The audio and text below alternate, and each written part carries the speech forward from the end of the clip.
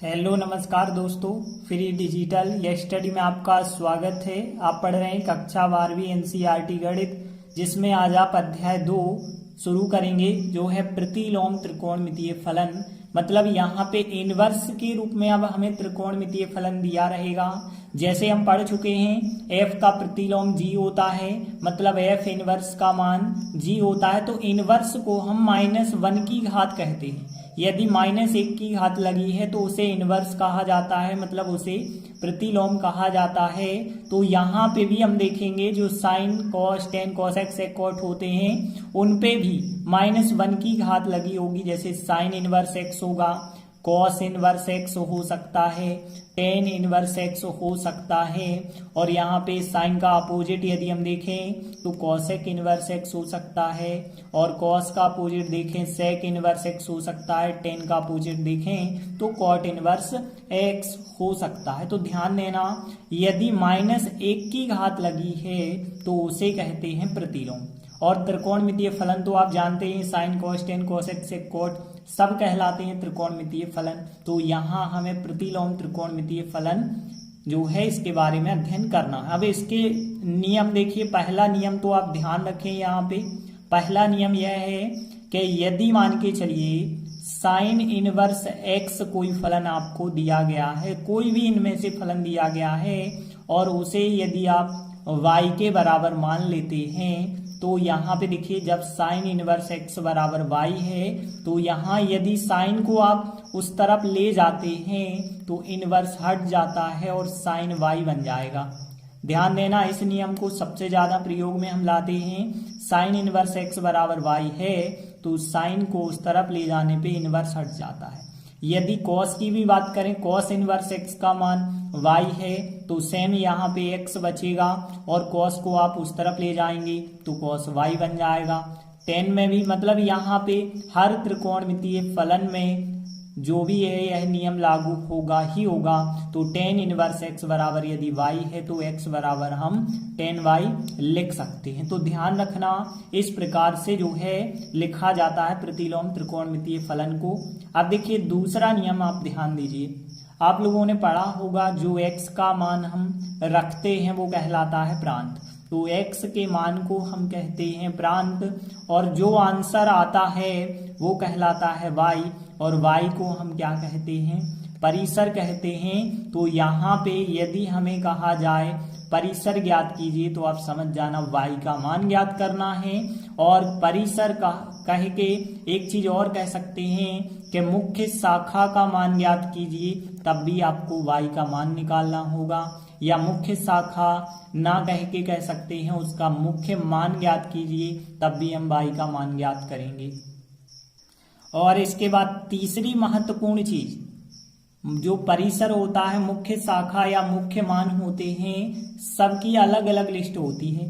Sine inverse का मुख्य मान जैसे -90 से +90 के बीच होता है, वैसे ही कॉस का 0 से 180 होता है। तो यहाँ पे इन 6 त्रिकोणमितीय जो फलन हैं, किसका परिसर कहाँ से कहाँ तक होता है पहले हम समझ लेते हैं।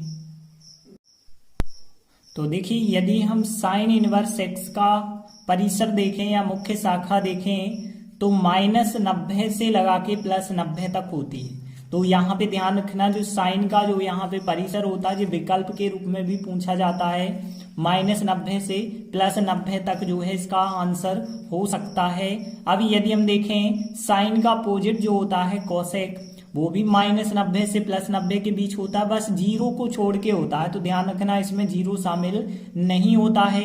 यदि हम बात करें टेन की, तो देखिए यहाँ पे टेन की -90 से +90 के बीच होता है, मतलब यहाँ छोटे कोष्टक -90 शामिल नहीं होगा, +90 शामिल नहीं होगा, इनके बीच की संख्याएं शामिल हो जाएंगी। तो यहाँ पे फिर आप ध्यान रखना कि साइन का, कॉसेक का और टेन का, तीनों का -90 और +90 होता है।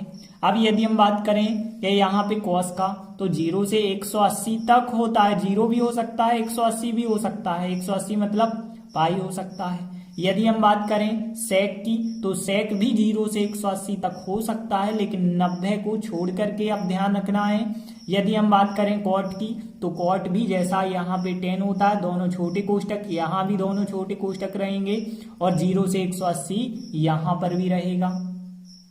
तो यहाँ पे आप इन सबके परिसर मुख्य शाखा के मान को आप याद रखेंगे। तो पहली प्रश्नावली इसी पर आधारित है। तो देखिए ज्यादा कठिन भी नहीं है याद करना। जिनका मान साइन पर निर्भर करता है आप याद रखना, उनका जो परिसर होता है -90 और +90 होता है, जो ध्यान रखना इनके बीच होता है। देखिए कोष्टक आपको ध्यान रखने की आवश्यकता नहीं है, तो यहाँ पे छोटा कोष्टक या बड़ा कोष्टक तो ध्यान रखेंगे आप कि 10 में और कॉट में छोटे कोष्टक होते हैं, बाकी सब जगह बड़े कोष्टक होते हैं। यदि हम देखें साइन कोसेक, कोसेक की यदि हम बात करें तो कोसेक को पता है 1/sin लिखा जाता है, इस वजह से उसका भी इतना होता है, बस 0 को छोड़ करके होता है। और 10 की यदि हम बात करें तो 10 को हमें पता है sin/cos लिखा जाता है, और इसका मान पूरा जो 10 का होता है वो साइन पर निर्भर करता है, तो इस वजह से जो साइन का होगा वही 10 का होगा। तो यहाँ जो साइन का था वही 10 का हुआ। अब देखिए कॉस की बात करें तो कॉस का 0 से 180। सेक की बात करें तो देखिए जो सेक होता है वो 1/cos कहलाता है, तो जो कॉस का होगा वही तो सेक का होगा, बस यहाँ पे 90 को छोड़ना पड़ेगा। कॉट की बात करें तो देखिए आपको पता होगा कि कॉट जो थीटा होता है, कॉट x होता है वो cos/sin होता है, cos/sin, और ऊपर cos लिखा है, इसलिए कॉट का जो मान है वो cos पर निर्भर करता है। जैसे 10 का जो मान है वो sin पर निर्भर करता है, वैसे कॉट का मान cos पर निर्भर करता है। तो जो cos का था 0 से 180 वही रहेगा, बस छोटे कोष्टक होते हैं, तो छोटे कोष्टक 10 और कॉट में बस होते हैं, बस ध्यान रखना, बाकी सब जगह बड़े कोष्टक रहते हैं। तो अब हम इन पर आधारित कुछ सवाल करते हैं। जैसे हम देखते हैं उदाहरण पहला लेते हैं, साइन इनवर्स 1/2 का मुख्य मान क्या होगा। तो सबसे पहले जब भी हमें मुख्य मान, परिसर या मुख्य शाखा का मान बताना होता है तो हम क्या करते हैं, ध्यान से सुनना। सबसे पहली चीज जो सवाल दिया गया है उसे y के बराबर मानते हैं। तो मान के चलते हैं हम कि y बराबर साइन इनवर्स 1/2। पहले जो सवाल था उसे आप y के बराबर मानेंगे। अब देखिए साइन का आप पक्षांतर करेंगे इस तरफ तो यहाँ साइन y बन जाएगा। हमने बताया था जब आप पक्षांतर एक प्रकार से ना कहें, नियम ही होता है, साइन को इस तरफ लाते हैं साइन इनवर्स को, तो वो साइन बन जाता है साइन 1/2 बन गया, साइन y बराबर 1/2 बन गया। आप देखिए हमें निकालना है y का मान, तो हमें चेक करना होगा 1/2 जो है साइन में कौन सा मान होता है। तो यहाँ पे 1/2 पता है 45 अंश का होता है, 45 के साथ साथ 135 का भी तो होता है। तो यहाँ पे आप 45 लें, 135 लें, और भी हो सकता है, बहुत सारे मान हो सकते हैं जो 1/2 देते होंगे। 180 से आप आगे बढ़िए या फिर 360 से आप आगे बढ़िए, तो ऐसे बहुत सारे मान हो सकते हैं। अब बहुत सारे मान ना हो तो इसके लिए इसका परिसर बनाया गया है। तो यहाँ पे हमने लिखा, चूंकि हमें पता है साइन इनवर्स x के मुख्य मान का जो परिसर होता है वो -90 से +90 होता है, तो इसीलिए जो साइन y का मान हम लेंगे 1/2, वो ध्यान रखना होगा कि -90 से +90 के बीच ही होना चाहिए। तो यहाँ पे आप जो है +90 से आगे नहीं बढ़ सकते और -90 से आप रिवर्स नहीं हो सकते। तो यहाँ पे देखिए सबसे पहले आप चेक करेंगे कि 0 से 90 तक, फिर आप 0 से -90 तक चेक करते हैं, क्योंकि यदि ऋणात्मक है तो आप यहाँ पे चेक करेंगे, धनात्मक है तो आप यहाँ पे चेक करेंगे। तो देखिए आपका मान 1/2 धनात्मक है, और धनात्मक है तो 0 से 90 के बीच कोई ना कोई मान ऐसा जरूर होगा जो 1/2 साइन में होता है। तो आपको पता है 45 का मान होता है, तो यहाँ पे आप लिख सकते हैं फिर यहाँ पे कि ये साइन 45 का मान होता है। तो हम लिखेंगे कि यह मान साइन 45 मतलब π/4 का, तो साइन y लिखा हमने, और 1/2 कितने का मान होता है साइन में, π/4 का 45 का होता है। तो देखिए यदि साइन से साइन दोनों साइड के आप अलग कर देते हैं तो y का मान कितना आ जाता है, π/4 आ जाता है, और फिर y का मान ही तो हमें बताना था, क्योंकि मुख्य मान और मुख्य मान हम y को कहते हैं। तो फिर हम लास्ट लाइन क्या लिख सकते हैं, तो साइन इनवर्स 1/2 का मुख्य मान π/4 होगा। तो इस प्रकार से हमें साइन इनवर्स 1/2 का मुख्य मान π/4 प्राप्त होता है। देखते हैं अगला सवाल है कॉट इनवर्स -1/3 का मुख्य मान ज्ञात कीजिए। तो यहाँ पे देखिए कॉट का हमें मुख्य मान ज्ञात करना है। तो सबसे पहले जब भी आपको मुख्य मान ज्ञात करना होता है तो मान के चलते हैं, जो भी सवाल है y के बराबर मानते हैं। तो y बराबर मान लिया जाए यदि कॉट इनवर्स -1/3 को y के बराबर माना जाए तो फिर अतः हम ऐसा कह सकते हैं कि कॉट इस तरफ आएगा तो कॉट y बन जाएगा बराबर आएगा -1/3। अब देखिए हमें कॉट इनवर्स जो होता है उसका परिसर पता होना चाहिए मुख्य मान का। तो देखिए आप लिखेंगे चूंकि कॉट इनवर्स के मुख्य मान का परिसर। अब देखिए कॉट का कहां से कहां तक होता होगा, तो देखिए हमने आपको बताया था कॉट जो होता है कॉस बटे साइन होता है।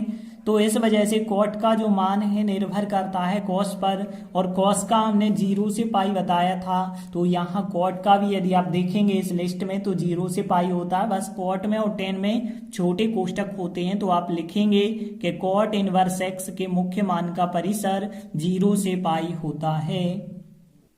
तो देखिए हमने लिखा कॉट इनवर्स एक्स के मुख्य मान का परिसर 0 से 180 तक होता है। अब यहाँ पे ध्यान देना, तो इसीलिए हम कह सकते हैं कि जो कॉट y का मान होगा, यहाँ पे अब आपको चेक करना होगा कि जी कॉट कितने अंश का मान है। 0 से 180 के बीच में ही आना चाहिए।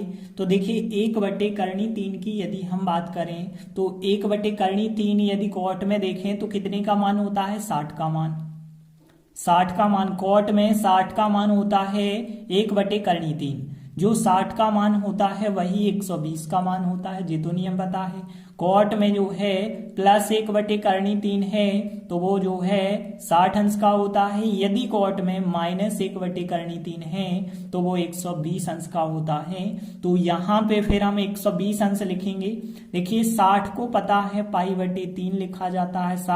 60 का दुगना करेंगे तो 60 दूनी 120 होगा। तो इसे हम फिर 2π/3 लिख सकते हैं। अब यहाँ पे यदि हम देखिए कॉट से कॉट काट देते हैं तो हमें y का मान 2π/3 प्राप्त हो जाता है। जो y का मान आया है यही तो मुख्य मान आया है। तो हम कह सकते हैं अतः कॉट इनवर्स -1/3 का मुख्य मान 2π/3 होगा। तो देखिए हमने लिखा था कॉट इनवर्स -1/3 का मुख्य मान जो है 2π/3 है। तो इस प्रकार से हमने 2 उदाहरण कंप्लीट किए। आगे की वीडियो में हम प्रश्नावली 2.1 शुरू करेंगे। तब तक के लिए धन्यवाद।